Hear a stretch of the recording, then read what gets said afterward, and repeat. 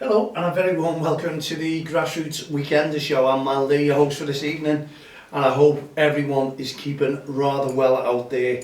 If you've been to Grassroots football today and lucky enough to have a game, because I know many grass pitches were called off yet again because of the torrential rain and the poor weather that we've been having lately. Well, it's our complaint, isn't it? You know, it's this time of year where we get some cancellations, but not in the 3G. They went ahead, or 4G, whatever you want to call them, but I'm sure they're the same thing. I just think it's the name. It's like it's souped up. Maybe there's more rubber on them, I don't know. But at the end of the day, I just think there's no difference. Is there? If you know different, mal@don'ttexttheline.com. Anyway, we were out and about today and it was pretty Baltic. I was watching Quarry Green Pumas today, who are part of, well, Don't Cross the Line, you can say, on the Saturday League. And you know what? You've got to say this, you really have. I've been involved in football for over 40 years, in grassroots football. You can say Premier League football as well, because I've been to watch that as well.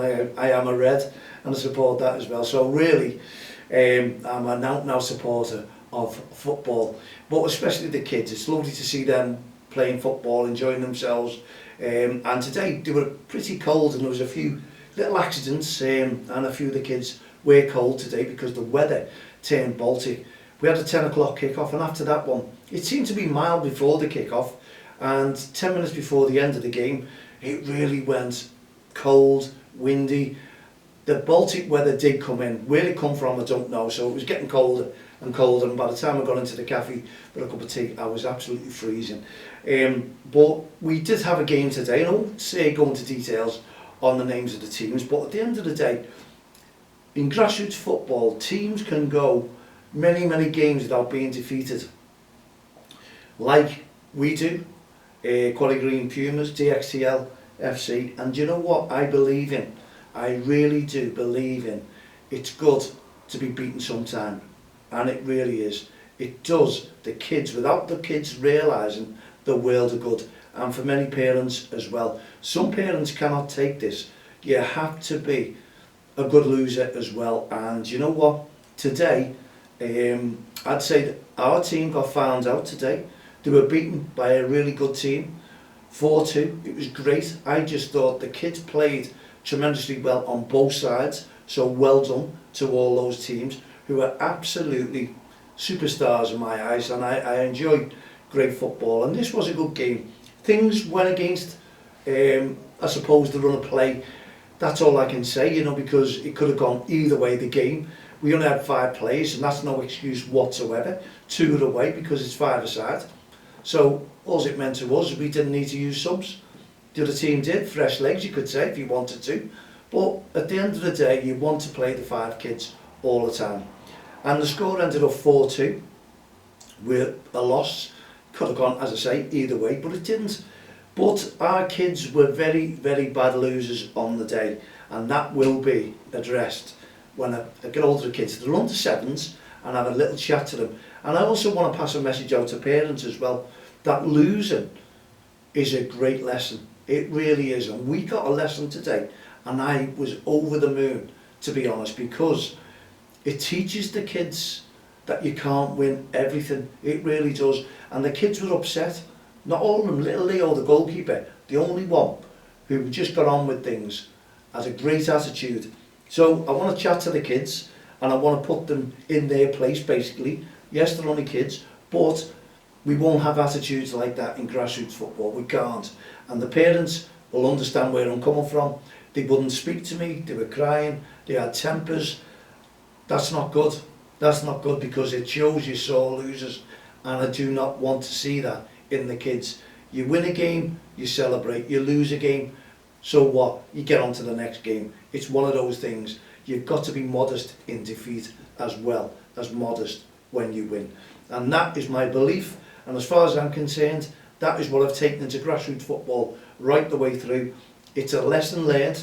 It's a lesson that the kids need, and it's a lesson that I'll be talking to them and add to that lesson, because we won't have attitudes like that with Don't Cross the Line campaign. It was Quarry Green today, and I'm sure Quarry Green will have the same attitude as I have as well. You've got to show respect all round, and also not shaking hands, refusing to shake hands. That is not going to be, that's going to be a no-go, because we want every kid to shake hands.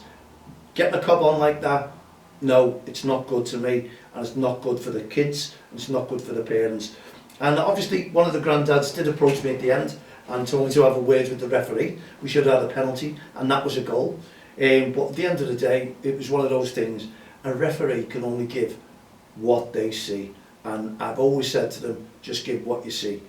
It's not against us, it's not against the kids, it's only what they see. And as far as I'm concerned, the referee did well today.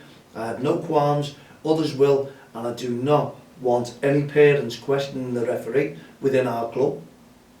They can question me all they like, because I was not going to have a word with the referee, and my reply to that was, at the end of the day, it wasn't given, decisions were not given.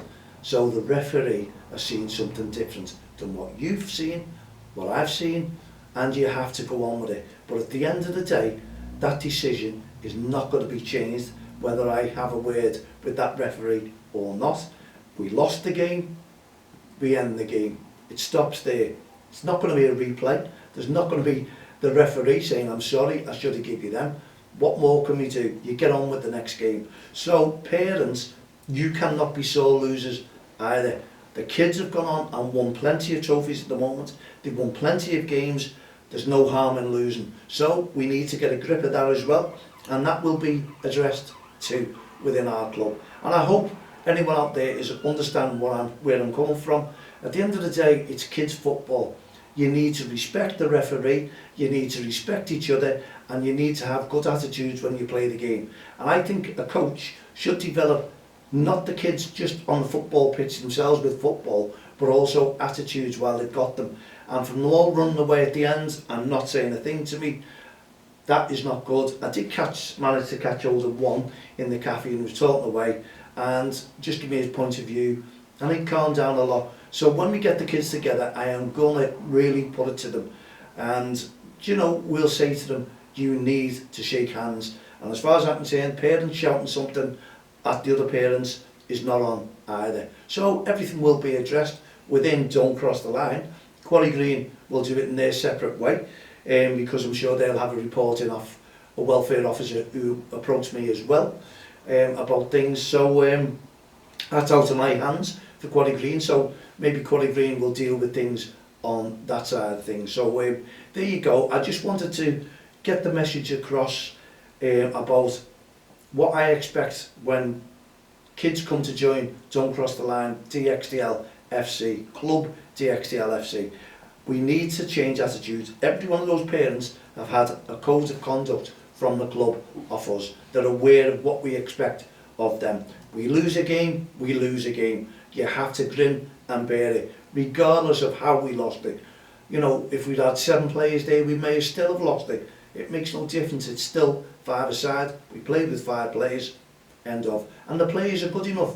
They were good enough to win, and it wasn't to be. So well done to the opposition today. Absolutely tremendous. Gave us a game and defeated us. That's what grassroots football is all about. It's all about learning. And the quicker we get hold of that and remember that, the better for everyone. So when we have our little meeting and I have the parents together, and I'll talk to the kids separately because they'll listen more when the parents aren't there, and I think the parents will agree with me, we will iron all that out. We don't want to change any attitudes to any parents. If we lose, we lose. If we win, we win. If we draw, we draw. There you go. That is grassroots football. Let's get on with it. Let's face the next game and see what we can do and see if the attitudes will become better. It's no good winning 15-0 and shaking the kids' hands. Not in a million years. They need to know that, and it's just a message to every coach out there. If the kids don't do it, I hope that you will take more responsibility and find out why. It's not your fault. You can't force kids to shake hands, we know that, but you can change their minds and realise, they will realise exactly what Don't Cross the Line is all about when it comes to grassroots football, and a lot of it is good attitudes. So we need that. Would they do it in school? No, they wouldn't. They'd listen to the teacher. But for today, I couldn't get no words and edgeways, they were away right at the end. And I saw a difference, and it gave me, it was good to see, because I can read the team, I can see what they're all about now. And I'm sure they'll understand when I start talking to them and addressing the situations that I found was totally wrong with the team today. It's great winning, great losing, in my eyes, it really is. Whether you win, whether you deserve to or not, it doesn't matter. You lose a game, you get on with it. And those attitudes, shaking hands, I'm going to put that, the Premier League players did not do that, then there'd be trouble, big trouble. So, kids, mums and dads, if you're from the club and you're watching what I'm saying, really please have a little word with your children. We need to change attitudes as well as the football skills, the developing, we know that. That will come, yes it will, every single game from now on, because if kids don't want to do that and they don't want to play for the club, I think anyone knows me, I've been around for over 40 odd years, and you know what, we will get really good kids with good attitudes and parents with good attitudes, which we do have. Parents have got to learn as well, and we just explain. We're not going to go gung-ho and start forcing our opinions on anyone. We don't. We just try to adhere to the laws of the game, the rules of the club, and that's all we do. And everyone will have better attitudes, and the kids will become better players, I assure you. Anyway, enough said about our club. Things need to be addressed, but other clubs as well. It was brought to my attention, obviously, that under sevens game, we had a bit of a brawl between two adults. Obviously, I can't give you the full details because at the end of the day, it's been investigated by the league, so well done to the league. They will take their action, no doubt, not a problem. But for adults, in front of children, under sevens, scaring the kids, whether you're arguing, whether you're fighting, there's no room for that. Obviously safeguarding incidents, and they will be dealt with, no doubt, by the county FA as well. But as far as I'm concerned, I don't think anyone who starts a fight, adult, in front of kids, in front of anyone, sporting activity, those kids will be traumatised. They'll always remember it. Anyone who watches my show will know, and I always preach this, that we were kids once and we always have bad memories going back. We always do. We want to savour the good memories, but we always seem to remember the bad memories. And I bet you those two teams, those two under sevens, will have bad memories on that one. They need to get themselves out of it. They need to forget all about that. So I'm sure the county FA and the league themselves will deal with that, and the matter will be dealt with severely, I assure you. But when it's brought to my attention, obviously I wanted to make it to everyone's attention, because there's no room for this in grassroots football. Regardless, we talk about developing children and supporting our referees. Well, it wasn't about the referees today, it really wasn't. Some may have happened on other games where referees are getting blamed, but at the end of the day, regardless, go out and support your kids, adhere to the laws of the games, and if the referee blows that whistle, so be it, the referee blows that whistle. We just get on with it, and we just need to let the kids play their game.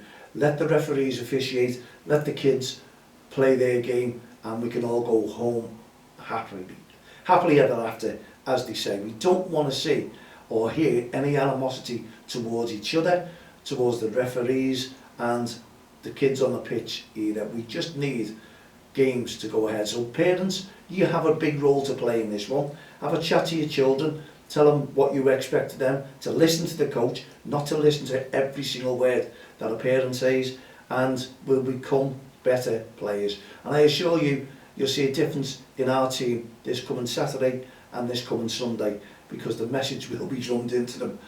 Honestly, it really will.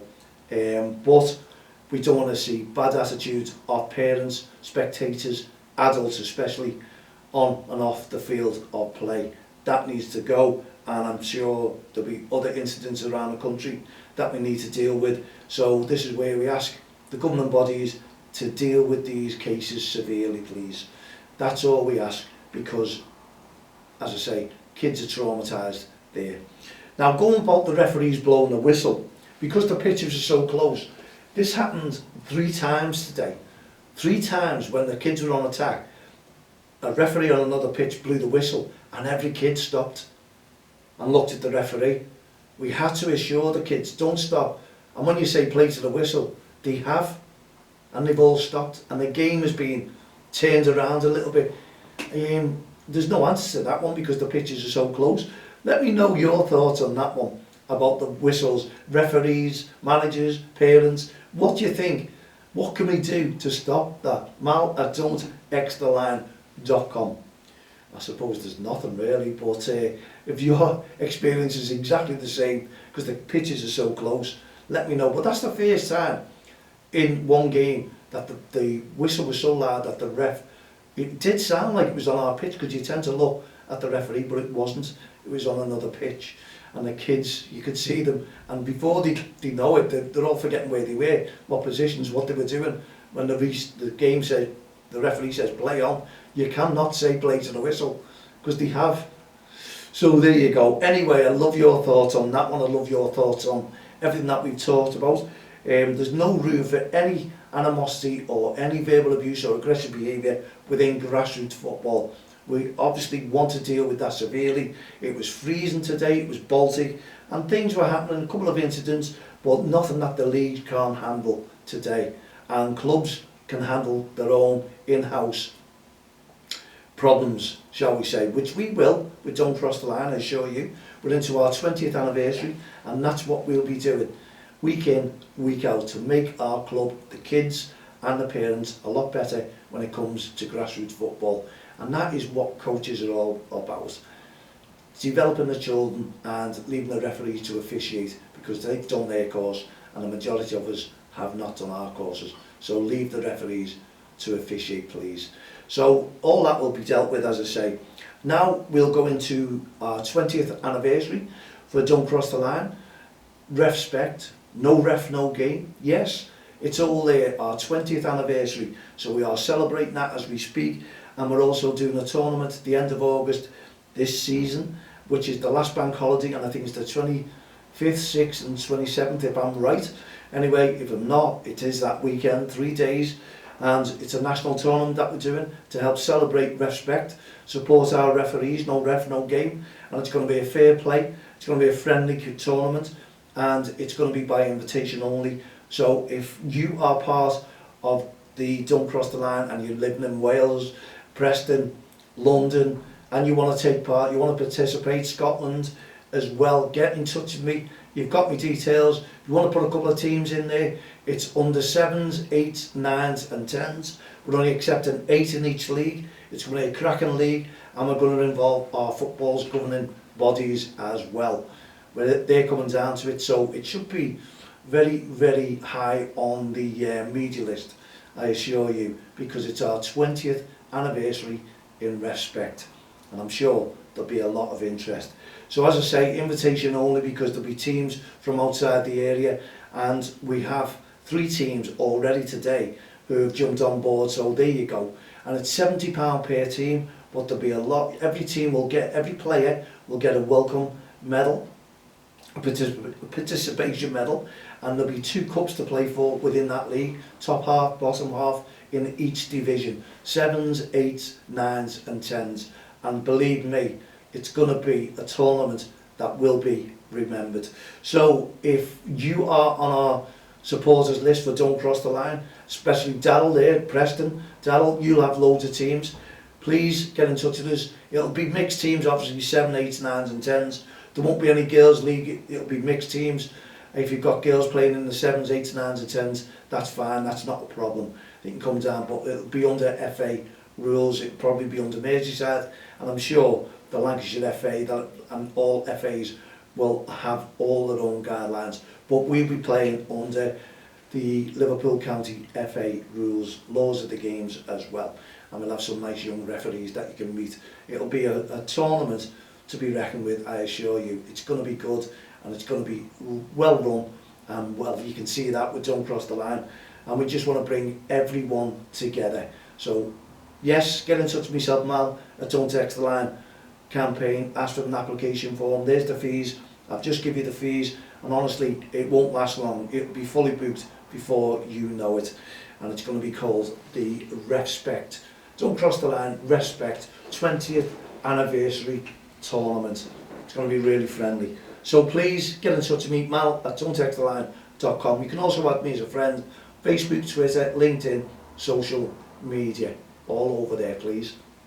Okay, there we go. We finished for today. We finished for this week. We'll be back on Friday with our young commentators. You heard young Dan saying that with Jaden on Friday evening. So we look forward to talking to you, and no doubt we're looking forward to getting all the messages. So if anything that you want to talk about that I've been talking about today on today's shows, please get in touch with me. And it was also great to spend some time with Colin Fulton there today as well. Great. We got on great. We enjoyed it, but we didn't enjoy the cold weather.